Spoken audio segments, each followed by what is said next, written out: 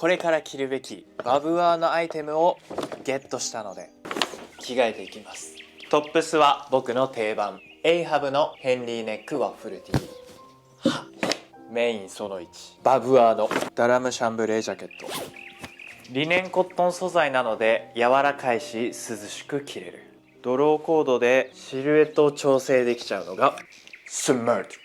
そしてパンツはゴールデングースのレニージョガーパンツ。とにかく美しいシルエット。足元には色オールデンの986。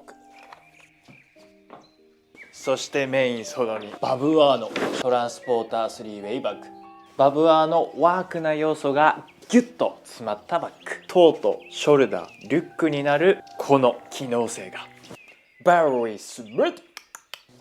今日の香水はジョー・マロンのサイプレス&グリップ&コロンインテンスウリダンディ。